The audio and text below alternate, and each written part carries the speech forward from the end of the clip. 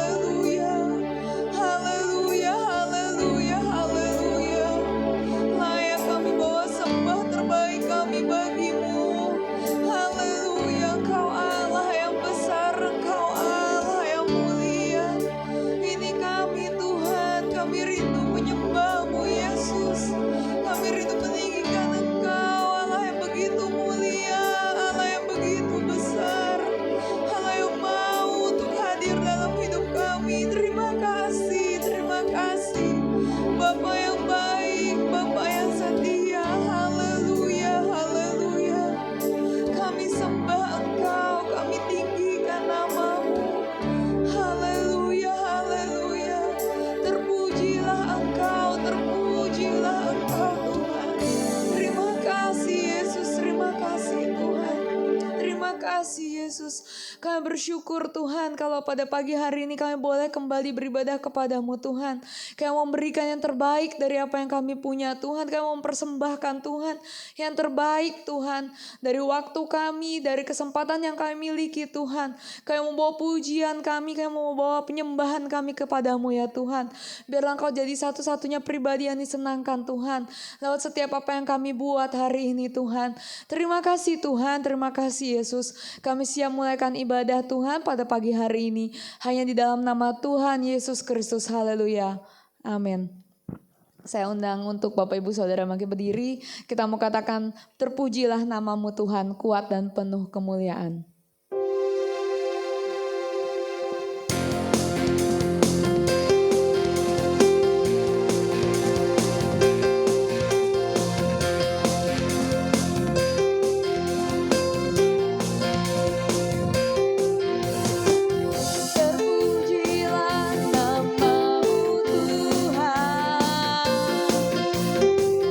Kuat dan penuh kemuliaan.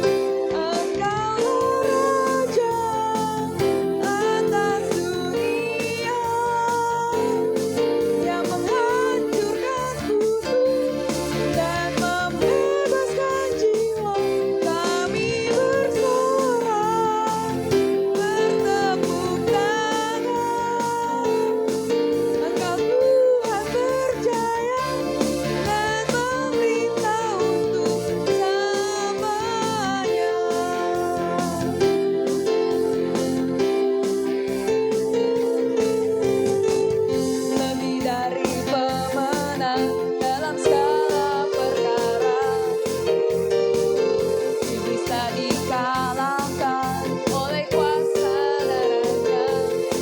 Bila Allah di pihak kita, siapa dapat melawan? Kita lebih dari pemenang, lebih dari pemenang dalam segala perkara. Iblis tak dikalahkan oleh kuasa darahnya. Jika Allah di pihak kita, siapa dapat melawan? Kita lebih dari pemenang. Haleluya, kibarkanlah panjinya, Yesus saja segala raja. Haleluya, bangkitlah gerejanya, kita lebih dari pemenang.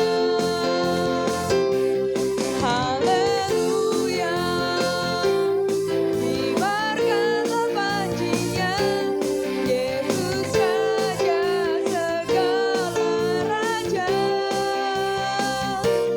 Haleluya, bangkitlah gerejanya, kita lebih dari pemenang.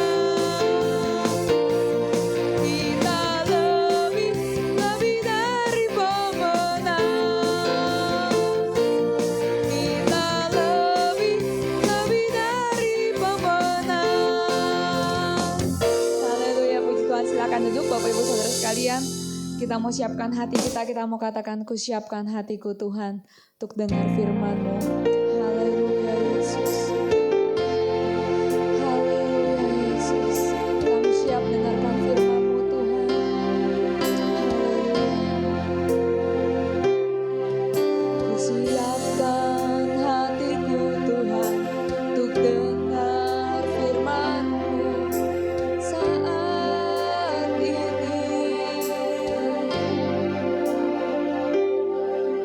Ku sujud menyembah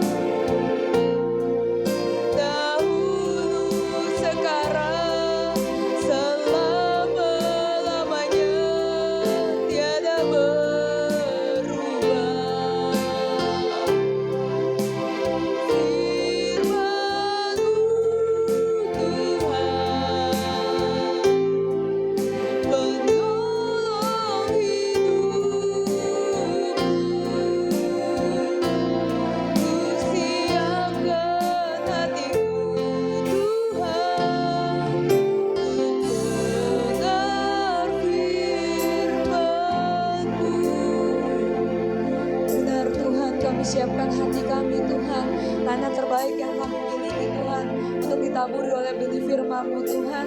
Kami berdoa Yesus, biarlah Engkau yang berkata-kata melalui hamba-Mu, biarlah kiranya firman-Mu ini menjadi benih Tuhan yang ditanam di tanah yang subur dalam hati kami, sehingga boleh berbuah Tuhan dan menghasilkan sesuatu yang berdampak manis Tuhan bagi dunia ini. Terima kasih Tuhan, terima kasih kalau kami sudah boleh memuji menyembah Tuhan. Saatnya kami mau duduk diam mendengarkan firman-Mu. Bila kiranya urapan yang daripada Engkau ada atas hamba-Mu, dan juga urapan yang sama ada atas kami, hikmat, pengertian, sehingga kami boleh memahami setiap firman yang diberikan. Terima kasih Tuhan, terima kasih Yesus. Kami siap dengarkan firman Tuhan. Dalam nama Tuhan Yesus Kristus kami berdoa. Haleluya. Amin. Untuk firman Tuhan saya serahkan kepada saudari Stefani.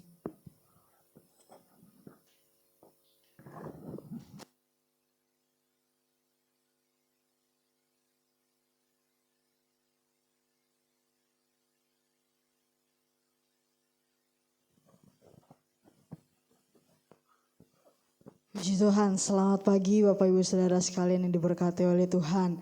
Kita bersyukur pada pagi hari yang indah ini kita masih diberi kesempatan untuk kita beribadah kepada Tuhan, memuliakan nama Tuhan.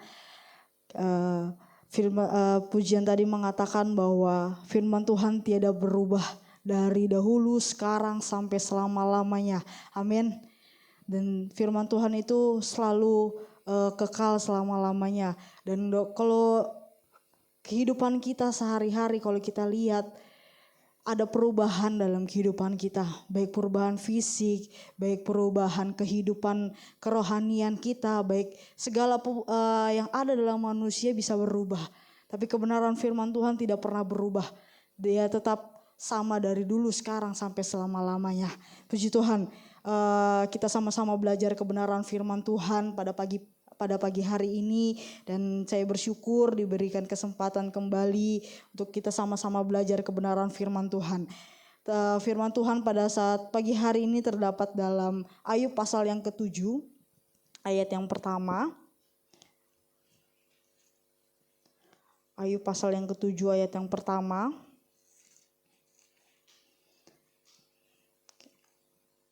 Ayub pasal 7 yang pertama, saya akan membacakannya. Demikian firman Tuhan. Bukankah manusia harus bergumul di bumi, dan hari-harinya seperti hari-hari orang upahan? Kalau saya membaca di terjemahan yang lain, terdapat dalam firman Allah yang hidup, dikatakan bahwa Ayub 7 pasal yang pertama, betapa beratnya perjuangan hidup manusia. Hidupnya lama dan penuh kesukaran seperti hidup seorang budak. Ini terjemahan dalam firman Allah yang hidup. Lebih jelas konteksnya bahwa tadi saya katakan bahwa manusia bisa berubah. Dan fase kehidupan manusia pun bisa berubah. Ya kan? Di firman Tuhan berkata betapa beratnya perjuangan hidup manusia.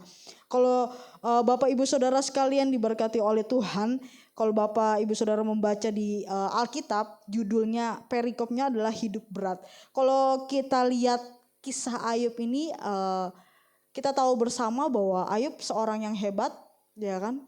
Dia orang yang saleh, orang yang takut akan Tuhan, orang yang diberkati oleh Tuhan. Tapi kita lihat kenapa kok Ayub bisa berkata bahwa hidup itu sangat berat. Dan kisah Ayub ini kalau Bapak Ibu Saudara sekalian membaca dari awal pasal sampai akhir pasal, bahwa kisah Ayub ini mewakili kehidupan manusia saat-saat ini.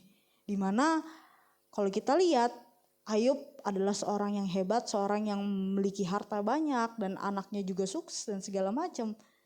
Tapi di dalam perjalanannya semua yang dia miliki diambil.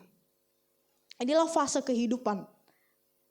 Yang tadi saya katakan bahwa kita memiliki perubahan dalam fase kehidupan. Dan yang tadinya mungkin awalnya kita dalam keadaan yang baik-baik saja, tapi tiba-tiba kita diterpa dalam masalah dan kita merasa bahwa hidup kita tuh sangat berat. Dan ketika kita dalam mengalami sesuatu hal masalah dalam kehidupan kita, Dan kalau kita baca dalam Ayub pasal yang keempat, ayat yang kedua sampai ayat yang keenam, saya akan membacakannya, demikianlah firman Tuhan. Kesalkah engkau bila orang mencoba berbicara kepadamu, tetapi siapakah dapat tetap menutup mulutnya? Sesungguhnya engkau telah mengajar banyak orang, dan tangan yang lemah telah engkau kuatkan. Orang yang jatuh telah dibangunkan oleh kata-katamu, dan lutut yang lemas telah kau kokohkan. Tetapi sekarang dirimu yang tertimpa, dan engkau kesal, dirimu terkena dan engkau terkejut. Ayat yang ke-6, bukankah takutmu akan Allah yang menjadi sandaranmu, dan kesalehan hidupmu menjadi pengharapanmu?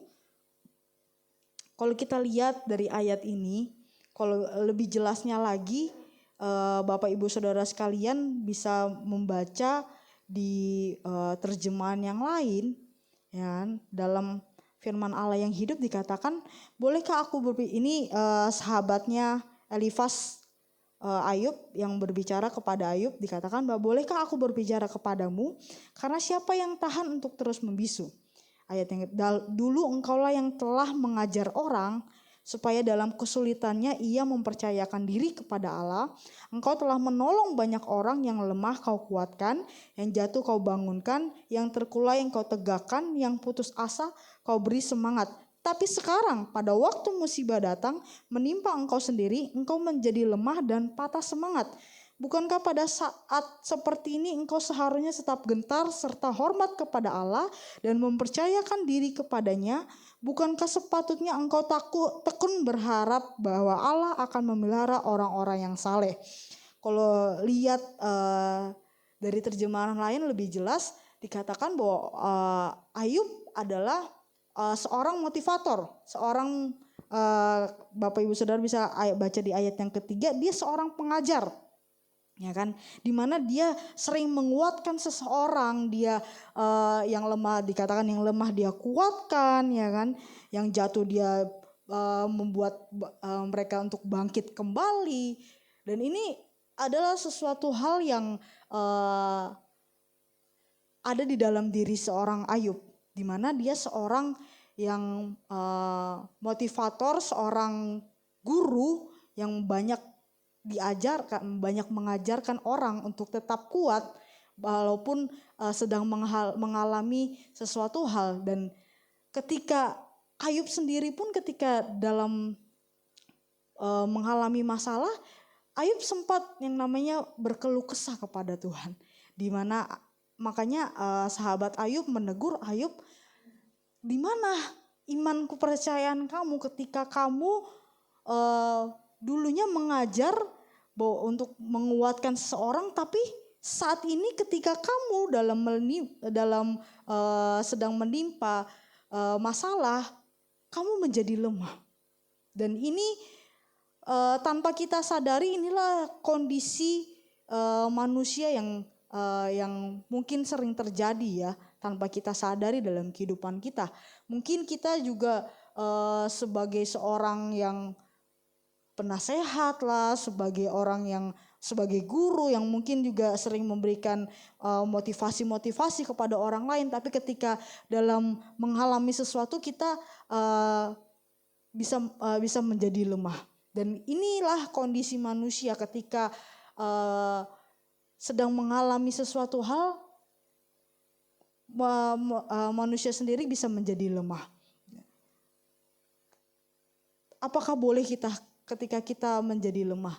Boleh saja kita saat kita dalam kondisi mengalami kelemahan, tapi jangan kita terus-menerus masuk dalam kelemahan yang kita miliki. Tapi kita harus bangkit. Ya kan? Walaupun hidup ini sangat berat, walaupun hari-hari kita yang kita jalanin ini semakin hari semakin berat. Kalau kita lihat dari zaman yang dahulu kala, di mana kita masih merasakan enak, nyaman, dan saat-saat ini di mana perekonomian makin sulit dan keadaan polusi pun juga makin tidak baik, dan banyak hal yang terjadi saat-saat ini. Ya, kalau kita lihat zaman dulu mah enak, masih dingin segala macam. Itu semua ada fasenya. Tadi saya katakan ada fasenya ketika kita hidup. Ada kita kita mengalami naik turun, dan itu semua fase kehidupan kita sebagai manusia. Dan ini yang terjadi juga Ayub, di mana mewakili perasaan manusia, di mana ketika kita bisa suatu saat kita menjadi kuat, kadang kita mengalami kelemahan, itu sangat wajar. Tapi jangan sampai kita terus larut-larut dalam kelemahan-kelemahan yang kita miliki. Ya. Nah, kalau kita lihat ketika kita dalam kelemahan pun, Tuhan tidak akan pernah membiarkan kita. Tuhan selalu menopang kehidupan kita. Bagaimana caranya? Kalau kita lihat Ayub pasal yang ke-7, ayat yang ke-17 sampai ayat yang ke-18, dikatakan bahwa apakah gerangan manusia sehingga dia kau anggap agung, dan kau perhatikan, dan kau datangi setiap pagi, dan kau uji setiap saat. Inilah bukti yang ada dalam kehidupan kita, di mana ketika kita dalam kelemahan, firman Tuhan katakan bahwa sehingga dia kau anggap agung dan kau perhatikan. Di mana Tuhan tidak pernah meninggalkan kita. Dia selalu memperhatikan kita, bahkan kita dianggap agung oleh Allah. Karena apa? Karena perjuangan kehidupan kita itu dinilai oleh Allah. Dilihat oleh Allah, diperhatikan oleh Allah. Jadi ketika kita dalam, tadi saya katakan mengapa kita tidak boleh larut dalam kelemahan kita. Karena ada Allah yang selalu menopang kehidupan kita. Karena ada Allah yang selalu memperhatikan kehidupan kita.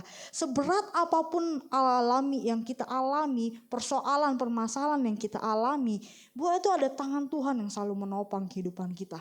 Dan tadi saya katakan jangan sampai iman percaya kita itu turun ketika kita dalam mengalami masalah. Sama seperti Ayub yang tadi katakan, mana iman kepercayaanmu? Di mana engkau sudah mengajarkan banyak orang untuk tetap kuat. Tapi bagaimana dirimu sendiri ketika kamu sedang mengalami masalah? Mana iman percayamu? Jangan sampai kita ditegur oleh orang-orang yang belum mengenal Allah. Dan di mana kita orang-orang yang dipercaya Tuhan. Kita yang sudah dipercaya oleh Tuhan, kita harus berharap kepada Tuhan, harus meningkatkan iman kepercayaan kita di hadapan Tuhan. Jadi jangan ketika dalam kondisi lemah, jangan kita memperlihatkan kita bahwa kita tidak memiliki iman, kita tidak memiliki pengharapan, bahkan kelihatan bahwa kita tidak memiliki Allah. Jangan sampai terlihat seperti itu, apalagi kita disebut sebagai orang-orang percaya. Orang-orang kepercayaannya Tuhan, miliknya Allah. Tapi dari kita sendiri tidak menunjukkan bahwa ada Allah, ada Tuhan dalam kehidupan kita. Kita belajar dari kisah Ayub ini bahwa apapun masalah yang kita alami, percaya bahwa Tuhan yang selalu menopang, Tuhan yang selalu memperhatikan. Inilah adalah firman Tuhan, bukan perkataan saya sendiri, tapi inilah firman Tuhan. Katakan bahwa sehingga kau anggap agung, kita dianggap mulia sama Tuhan. Karena hidup kita ini berharga di hadapan Tuhan, hidup kita ini bernilai di hadapan Tuhan. Makanya kita dianggap agung. Bahkan engkau perhatikan sekecil apapun, Alkitab katakan bahwa sehelai rambut pun juga Tuhan perhatikan kehidupan kita.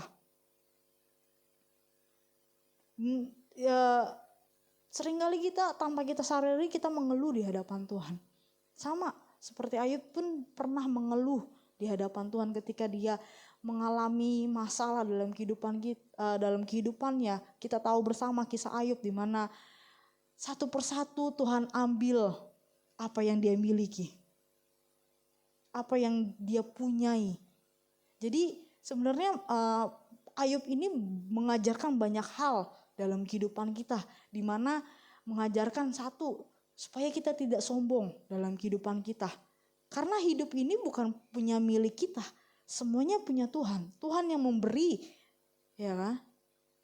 Jadi Ketika Tuhan sudah memberikan kepercayaan dalam kehidupan kita, pegang baik-baik apa yang sudah Tuhan berikan dalam kehidupan kita.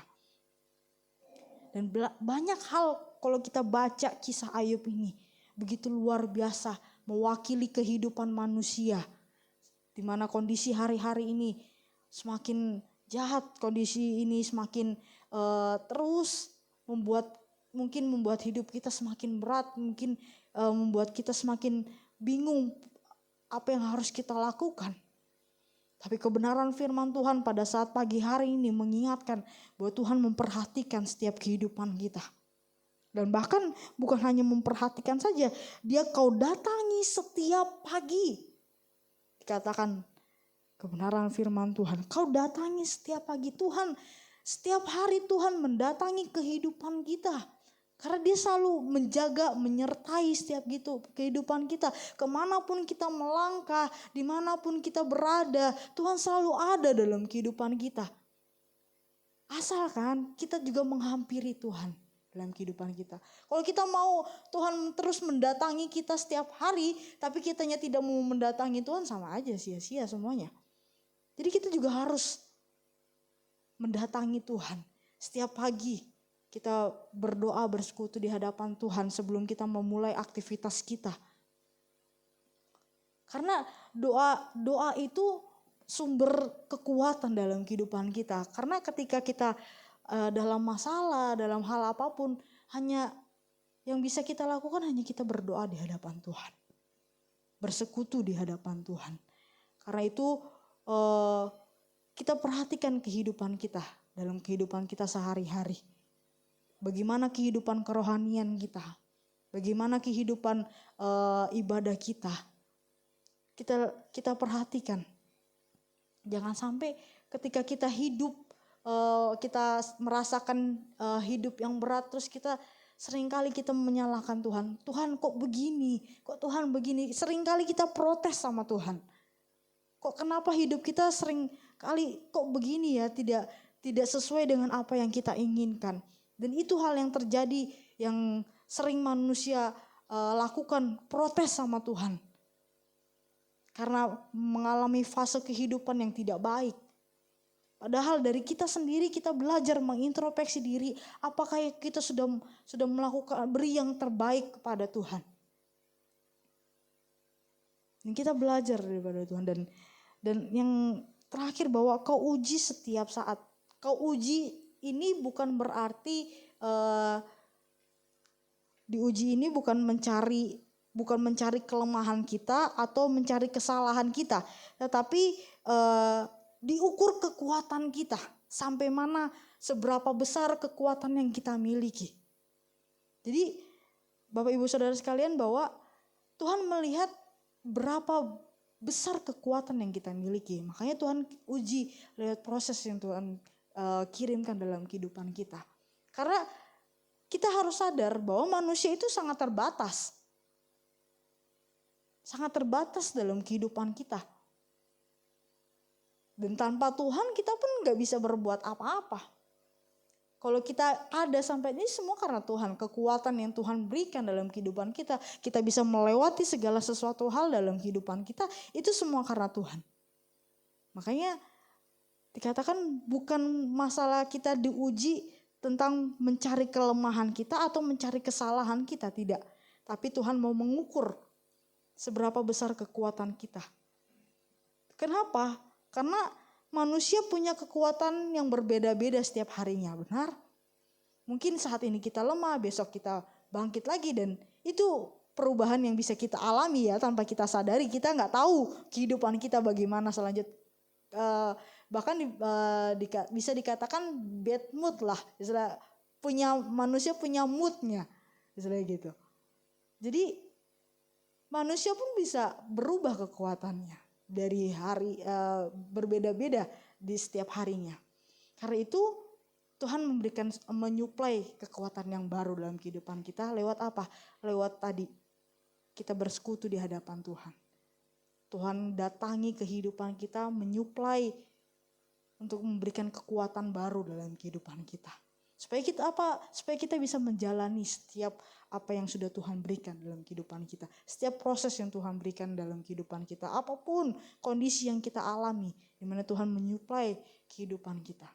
Dan bahkan ketika kita dalam kelemahan pun Allah peduli dalam kehidupan kita. Dia tidak pernah membiarkan kita. Apa buktinya? Kalau kita lihat dalam 1 Korintus pasal yang ke-10 ayat yang ke-13. 1 Korintus 10 ayat yang ke-13.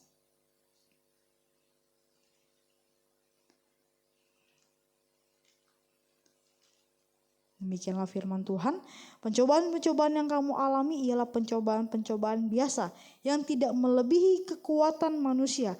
Sebab Allah setia dan karena itu Ia tidak akan membiarkan kamu dicobai melampaui kekuatanmu. Pada waktu kamu dicobai, Ia akan memberikan kepadamu jalan keluar sehingga kamu dapat menanggungnya. Dikatakan bahwa inilah kepedulian Allah dalam kehidupan kita, di mana ketika kita dalam mengalami pencobaan, dia tidak melebihi batas kekuatan kita. Tadi saya katakan bahwa manusia punya keterbatasan. Nah, Tuhan tahu apa yang menjadi keterbatasan kita.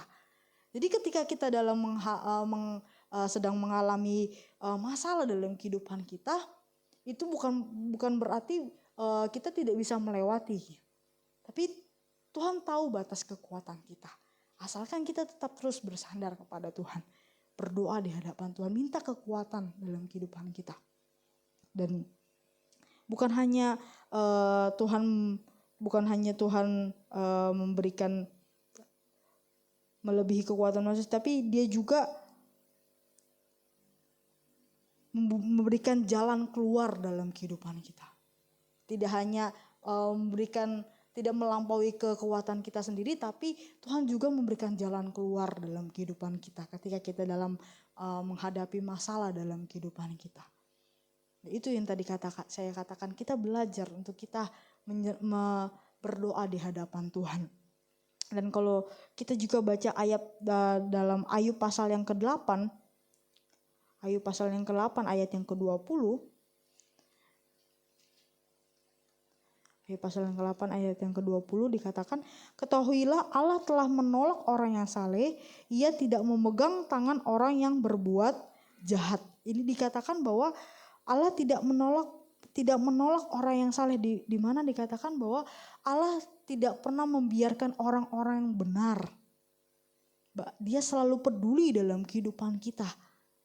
Makanya kita setiap hari dituntut untuk kita bersekutu di hadapan Tuhan, dituntut untuk kita datang beribadah kepada Tuhan, bersekutu di hadapan Tuhan, datang di setiap persekutuan-persekutuan kita berdoa di hadapan Tuhan, beribadah kepada Tuhan.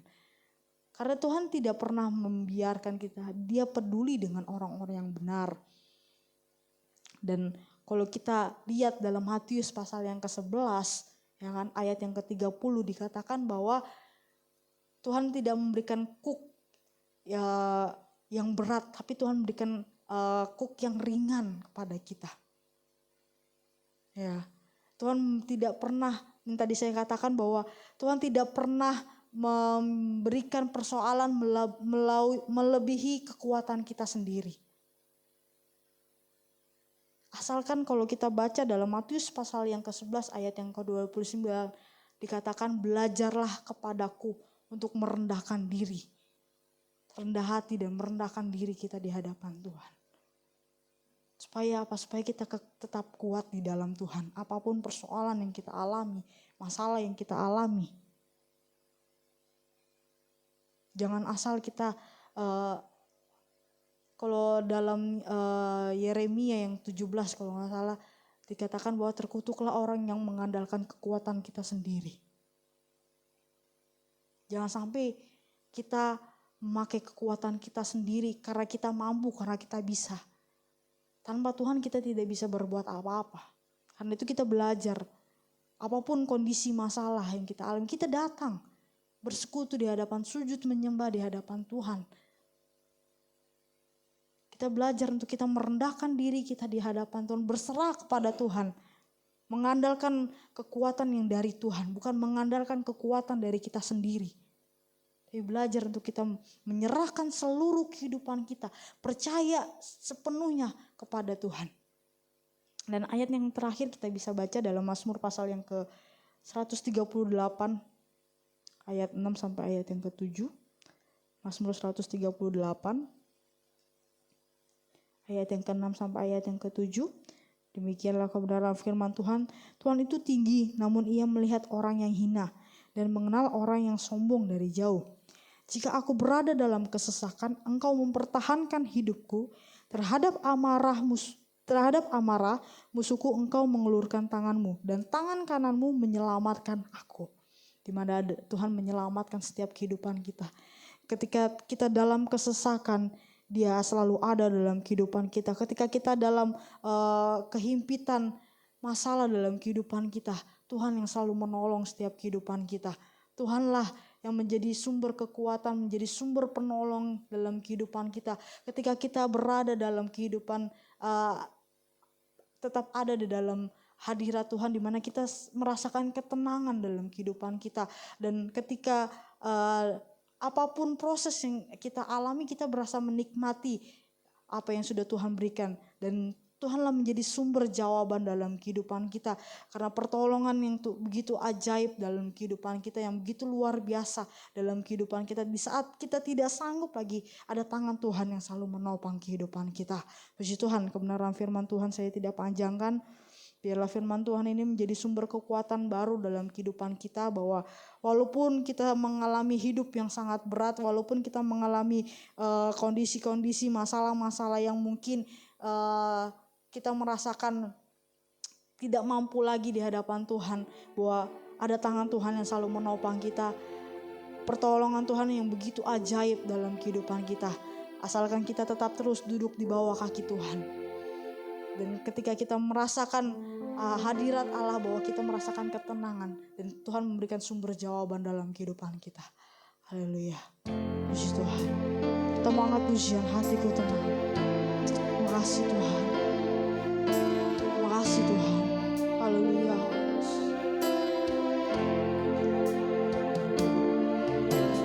Hatiku tenang berada dekatmu. Kaulah jawaban hidupku. Hatiku tenang berada dekatmu. Kau yang